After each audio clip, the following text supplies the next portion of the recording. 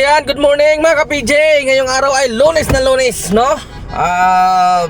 June 23, 2025, no? At nakadalawang pasahero pa lang tayo. Yung una galing Valenzuela papuntang Veterans Memorial Hospital, no?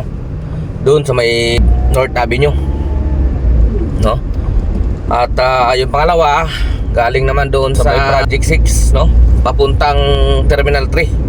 At mula doon sa Terminal 3, umakyat tayo sa Skyway para makarating dito sa Ilatilisli. At tayo mag-almusal na muna. Time to almusal na muna. Meron tayong hinahabol na incentive. Kaso nakaisa pa lang tayo. Ay nakapagsimula tayong bumiyahe ay 5:30 na, no? Ang oras natin ngayon ay alas 7:15 na. Medyo mabilis lang yung biyahe natin dahil yung una, Inlex kami dumaan. At yun nga, nagkaroon kami ng problema ng pasahero, no? Yung galing Valenzuela papuntang Veterans. Kasi pinipilit niya na wala daw bayad yung Inlex, no? Kasi kahapon pa raw sila dumadaan, wala daw bayad.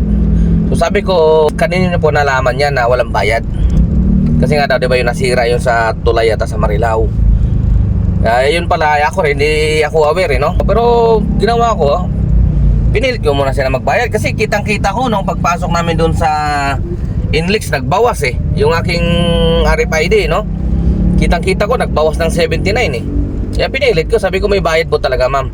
Pero kung kung talagang sure kayo na wala pong bayad, pwede naman po kayo mag-report. I-reimburse ni Grab yan. Sisingilin din sa akin yan. Yun na lang sinabi ko, no? Ayun, napilitan siya magbayad.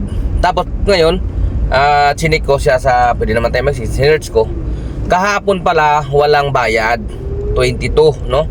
June 22 walang bayad dahil nga doon sa nasira yung tulay sa Marilao. May truck na naman yata na sumabit. Kaya wala siyang bayad kahapon, linggo. Ngayon meron na. Pero ang wala lang pong bayad ay yung nakalagay doon sa balita ay northbound lang ang walang bayad. Yung southbound meron. Southbound kami. Alright, diba? Papunta kami ng Mindanao Avenue. Saka kitang-kita ko talaga na nagbawas. Makikita naman natin, 'di ba? Nakikita doon sa screen doon sa Inlex kung nagbawas. Kitang-kita ko kaya pinilit ko siya singilin. Pero ni-report ko na rin. Sinabi ko doon sa report ko na ipaalala sa sa pasahero na may bayad po para mawala yung stress niya kasi parang na-stress din sa akin Kasi nga parang pakiramdam niya sinisingil siya na wala naman talagang bayad. Kung totoo naman talaga, mayroon talaga, di ba? Kaya yun yung sinabi ko para i-message naman ni Grab yun. Nilagay ko yung screenshot ng balita ng GMA News, no? Nakahapon lang ang walang bayad. Alright? Kaya sana maging okay na si ma'am. Huwag na siya ma-stress. Siyempre, sayang din yun. Kasi na siya, bumaba siya kaagad Pagkaabot na sa akin, 450, bumaba na, pumasok na kagad. Mamadala, binibilang ko pa lang. Pinatawag ko dun sa guard. Sabi ko, kulang po yung bayad ni ma'am. Kaya yun, tinawag ng guard. Sir, wala pong bayad yung Inlex. Ay, mayroon po ma'am. Kasi kitang-kita ko talaga. Nagbawas Ay, nako. Pero wala naman problema yung mga ka-PG pagka ganyan. Halimbawa, hindi talaga siya nagbayad. Pwede nyo i-report yan. Kasi i-screenshot nyo lang yung katibayan na may bayad, yung Inlex, no? O nagbayad ka talaga, di ba? Para masingil din siya. Sisingilin ni Grab yun. Lagay mo nyo doon, refuse to pay. Report nyo yung pasahero. Sa akin, i-report ko na din para baka mamaya hindi siya nag-report, di ba? Hindi siya nag-report sa akin. Ma-aware siya kasi i-email ni Grab yun. Di ba? So nandito na ako kay Ate Leslie mga ka-PJ. Tayo kumain na muna. Okay? So tara na. Tayo mag-almusal muna. Singit tayo dahil mamaya bakbakan tayo. Habulin natin yung incentive na 11 rides 400. Tara na, let's go. Yan, so maraming nagtatanong kung bakit daw ginawa naman daw nila ang lahat. Naging mabait naman daw sila sa kanilang mga pasahero. Bumabati sila. Good morning ma'am, good morning sir, good evening, ingat po kayo, di ba? Pero 1 star pa din. Hindi lang naman din kasi ang basihan niya na naging mabait tayo sa ating mga pasahero. Okay? Ang totoo niyan, kailangan ito ma-complete mo to Siguro may mag-1 star man sa'yo, mangilan-ngilan na lang. kasi hindi pa rin naman natin sila mapi-place, di ba? Diba? Ito yung mga example na dapat magawa mo para hindi kayo 1 star. Yung mga pagiging mabait natin sa kanila, kumbaga sa given na yun kasi kailangan naman talaga mabait tayo sa ating mga pasahero Ito pa, yung kinakailangan, yung ating mga sasakyan malinis, mabango, at higit sa lahat malamig ang aircon. Pag mainit talaga ang aircon yan, talagang nakasimangot talaga yan. Kasi lagi na sa utak nila, kaya nga ako nag-grab kasi ayoko ng taxi mainit ang aircon. May iba pang mga taxi na unit mabaho, amoy sigarilyo. Diba yung mga ganon? Isa talaga yan, yung mainit yung aircon mo. Tapos nandyan yung kaskasiro ka magmaneho. Pwede rin na masyado kang mabagal magmaneho. Visit sa'yo yan kasi nagmamadali sila. Late na, tapos mabagal ka magmaneho, di ba? Kaya pakikiramdaman mo rin yung pasahero kung nagmamadali ba ito o hindi. O kaya kung kaya mong tanungin, di ba? Kung ano pong gusto niya, nagmamadali po ba kayo? Di ba? Ganon. Nasa ano naman yan approach natin sa ating mga pasahero, di ba? Tapos yung ano pa ba? Yung sounds natin, naiingayan, di ba? Maingay yung di niya type yun. Ako, nagpapatay talaga ako ng radyo. Pag nag-request siya ng sounds yan, ng music, bubuksan ko, pero pag wala, nakapatay talaga yan, no? So dapat smooth yung pagmamaneho talaga, yan talaga yun no? Yung hindi sila mapapaganon, di ba? Tapos yung pag ano natin, pag overtake, talagang kumbaga relaxing, di ba? Pag sumakay sila sa'yo. Okay? Tapos mayroon pa kasing iba dyan na habang nagmamaneho, nakikipag-usap, yung mga ganon, nakikipag-usap sa messenger, naka-video call pa. Kausap yung chicks, kausap yung asawa, naka-video call, nakatamaan pa ng kamera yung pasahero, magagalit yung iba dyan. Siyempre, kahit ikaw naman Alam mo, sumasakay ka pa, parang private kay, nasasakay ka ng Grab. Tapos, may driver, may kausap, naka-video call pa, nakikita pa. Iwasan natin yun, siyempre. Bigyan natin sila ng privacy, di ba?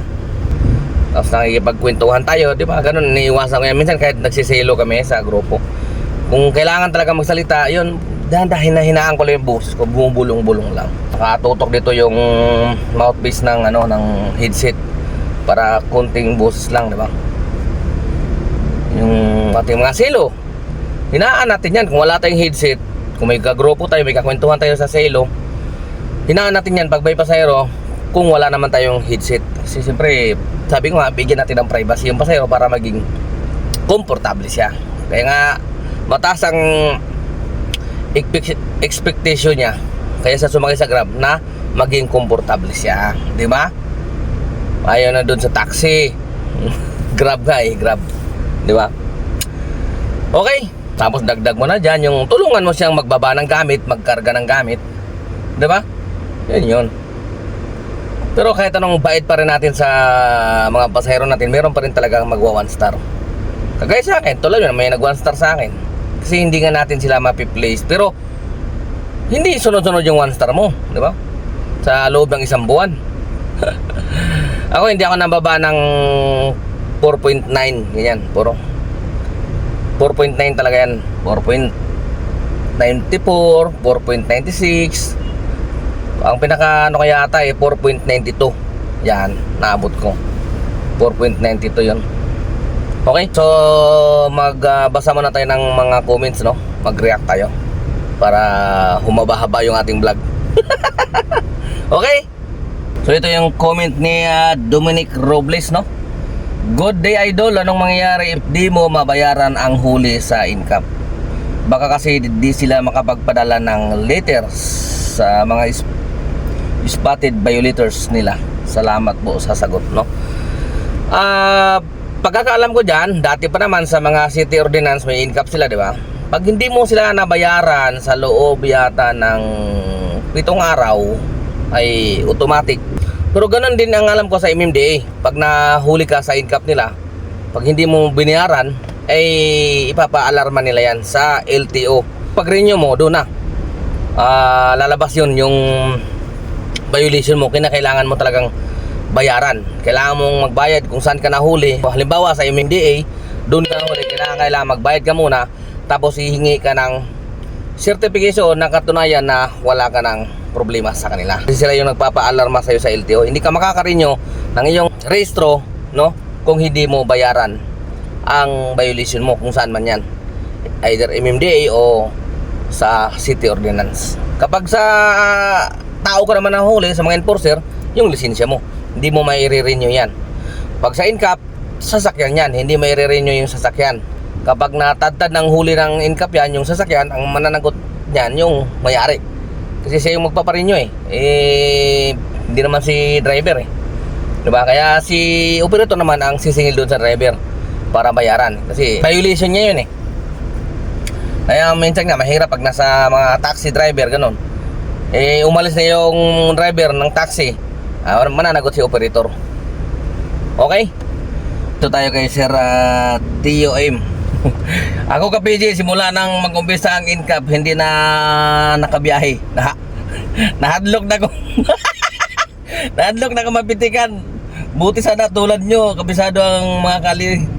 Baka mapunta lang sa fine yung itawad na pinaka mahabang. Malaki pa gasto sa sasakyan yung sa kinikita ko.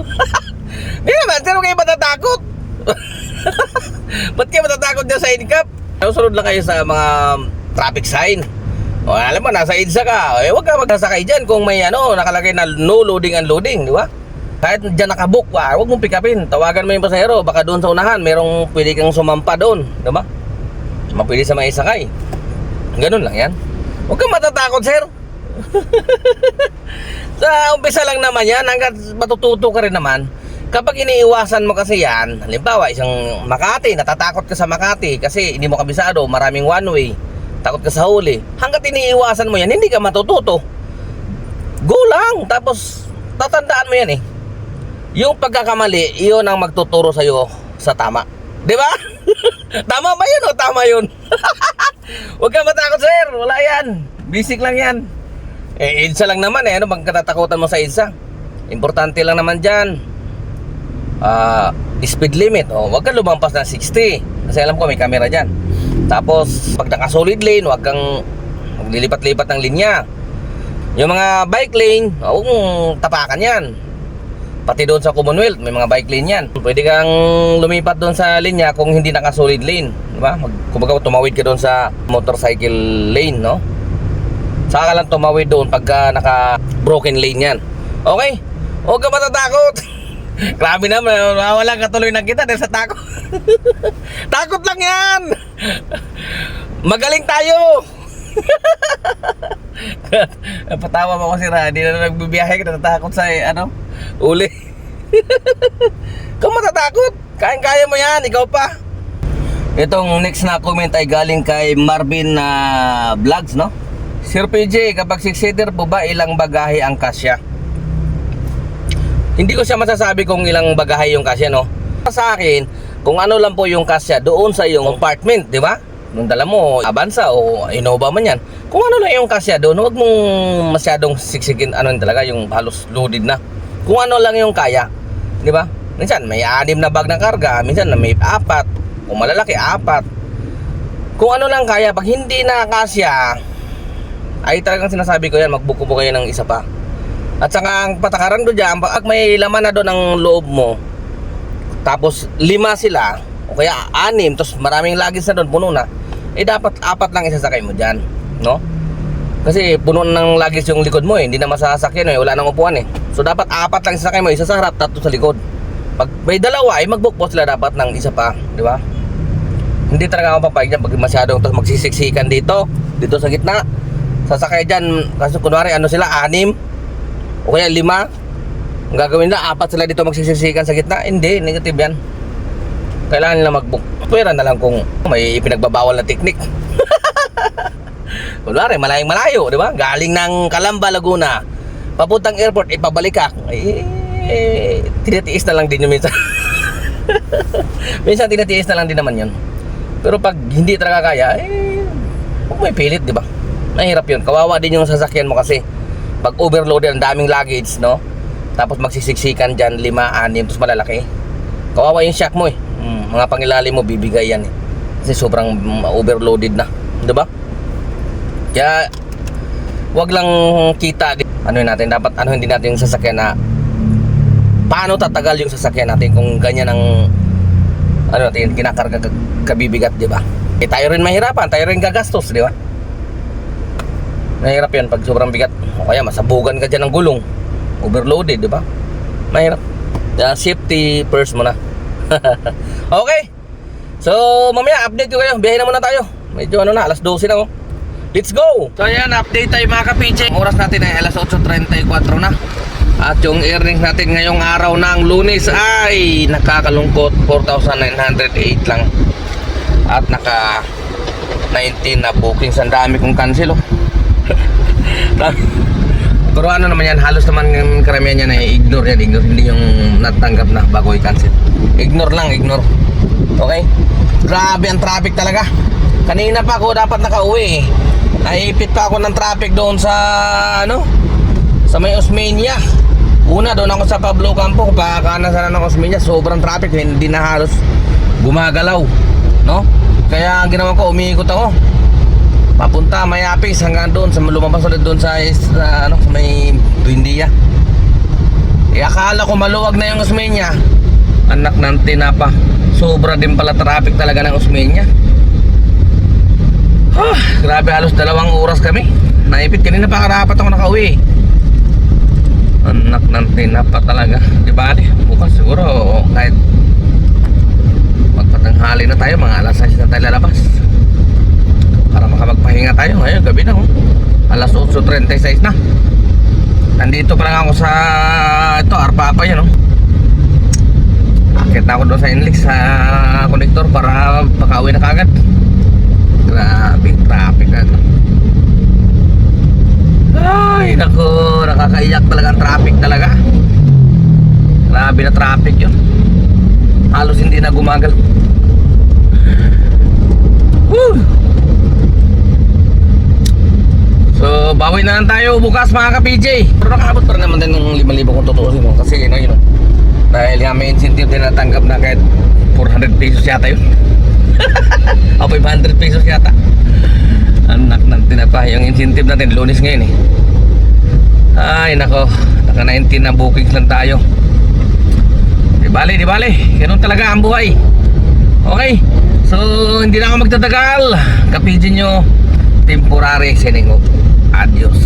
Sila. Ingat mga ka-PJ, ingat. Madulas ang kalsada. Siguro tumira lang naman ang katamaran ng aking kamay. Gumalaw. Pero